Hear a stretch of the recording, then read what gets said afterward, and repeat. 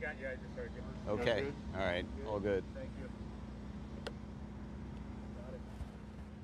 So, which living person do you most admire? I admire anyone who is making a positive contribution to humanity, whether that is in entertainment or in technology, or, I think anyone who's sort of doing things that are really useful to the rest of humanity is, I admire them greatly.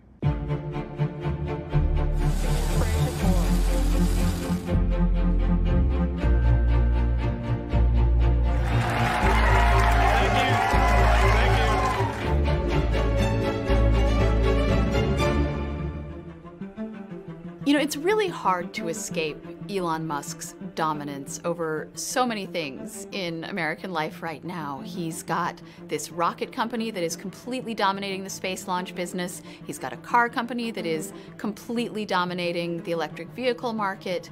He's got 65 million Twitter followers, and he likes to make weird jokes and set people off. And sometimes with a single tweet, he can control the stock market or the value of various different cryptocurrencies. So this is a man who's just sort of become ever present across a lot of different sectors. And this was really the year that he came into his own. His goal is to make humanity a multi-planet species, and at a time in which NASA has abdicated its operations to put people in low Earth orbit, and for the time being at least, put people on other worlds, SpaceX has stepped in like no other private company before it around the world. So, Elon Musk's wealth is largely tied up in Tesla stock.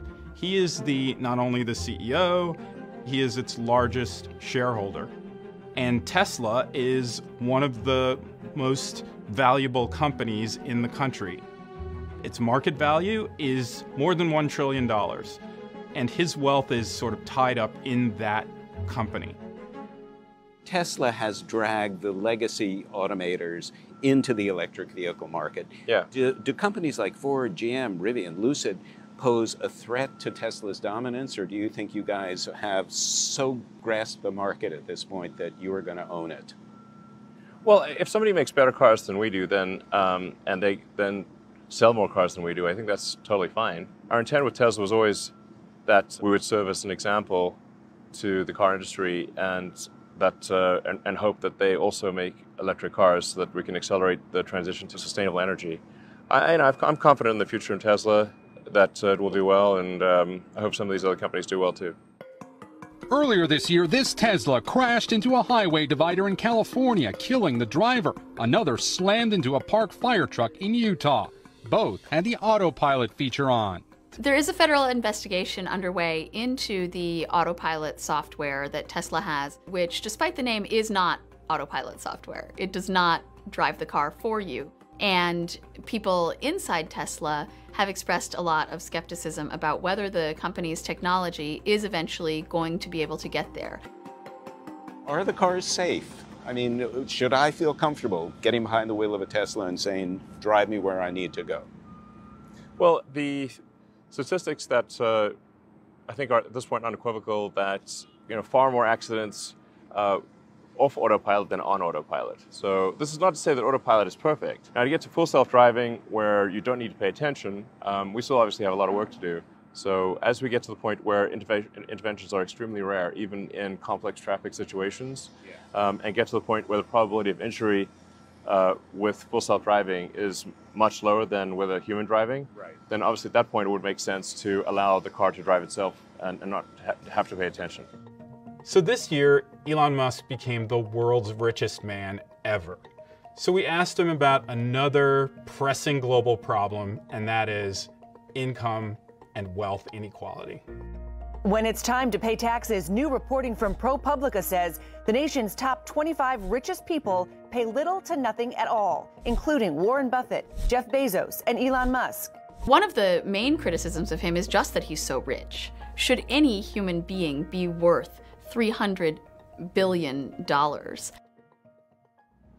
A lot of the push for higher government involvement and expropriation of assets by the government is really pushed by a bunch of politicians who are actually saying that resources shouldn't be in control of people, of private individuals. They should be in control of the government. They're basically saying they want control of the assets. I mean, I think in terms of things that people should perhaps get upset about is, like, I think getting upset about excess consumption is a thing to get upset about. But if somebody's just wasting money on personal luxuries in a crazy way, I'm not Warren Buffett's biggest fan, frankly, but he sits there and he reads all these annual reports, which are super boring. Does anybody want that job? I think most people do not. I don't want that job. But like, he's not like engaged in like insane conspicuous consumption. So you have to say, like, okay, sure, he's got a high net worth, but he's doing a useful job for the economy, and he's very skilled at it and should probably keep doing it. Elon Musk definitely uses Twitter in a way that no other business leader does. And it's gotten him into a lot of trouble in recent years. His Twitter feed is juvenile, to say the least. He has insulted some important people in really immature ways. But when a person with 65 million followers and $300 billion is just having fun, that tends to create ripples in the larger pond. You are, not to put too fine a point on it, the richest man in the history of the world and arguably the most influential. And yet you tweet freely and playfully and somewhat mischievously. Yes, that's accurate. So our feuds with policymakers are poking Jeff Bezos. Is that good for the overall brand? Yeah, I don't really think about brand optimization, to be frank, as is obvious from my tweets, which are often self-inflicted wounds or humor that I find funny, but not necessarily that many other people find funny. Right. When you say take the red pill, do you worry about sending none too veiled? I said take both pills. Take both. Well, that's okay. All right. Well, yeah. But do you worry at all about activating, motivating the political fringe? Yeah, actually, when I said take the red pill, I didn't realize that was some like politically charged phrase. Right. I was referring to the Matrix. Yeah. Okay. Yeah. Make sure you accept reality for what it is. Right. But then it turns out it's like also like some like accept right-wing dogma thing or something. I didn't realize that at the time. You do have the ability to move markets with a tweet. Should any one man have that power? Well, the markets move themselves all the time, and so especially Tesla stock has seen some very big changes in value from one day to the next based on nothing, as far as I can tell. So do statements that I make, are they materially different from random movements of the stock that might happen anyway? I don't think so. It's not like, stock drops in half or something like that, Right. Elon Musk is someone who pursues his goals relentlessly. And I think that does sometimes make him blind to the potential human toll, the potential human cost that can create for some of the people who get sort of ground up in the gears of the things he's trying to do. You've made statements downplaying COVID-19. You kept your factories open, running at the height of the pandemic. And well, actually, technically, I think there's a misunderstanding there on the factories front. Tell me about it. So other car factories in the United States had restarted. Right. And we were blocked only because our car factories in the Bay Area and California. So California had actually said manufacturing can restart. Right. And then Alameda County decided of their own accord that Tesla could not restart. Reopening the factory in Alameda was arguably a poor management choice. I think he was aware of the risks that his employees were taking. I don't think it was necessarily a fair choice to pressure or invite or ask or instruct employees to come back to work. Are you vaccinated, if I Yes. may ask? Yeah, I mean, I'm very, very pro-vaccination. Yeah. I believe the science is unequivocal. Yeah. I tweeted to that effect. But by the same token, I am against forcing people to be vaccinated. I think this is just not something we should do in America. I think we should encourage people to be vaccinated, strongly try to convince them to be vaccinated, but not force them to be vaccinated, or for example, force them to get vaccinated or get fired. Elon Musk is incredibly influential in the cryptocurrency world. He's constantly tweeting about his opinions about certain cryptocurrencies versus others. He is known as a big proponent of Dogecoin. and someone who has in the past taken Tesla's assets and invested those into Bitcoin and then sold that Bitcoin at a profit. Well, I mean, I could really sort of wax on about the nature of money for hours because I played a significant role in creating PayPal. Right.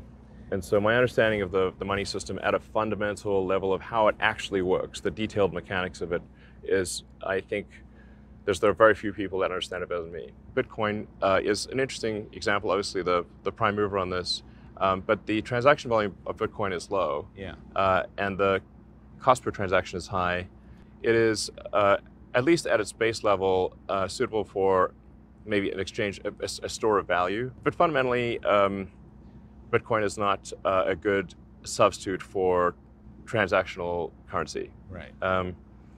And even though it was created as a silly joke, Dogecoin is better suited for transactions. Why is that? The total transaction flow that you can do with Dogecoin is substantially more than, like, transactions per day is much higher than, has much higher potential than Bitcoin.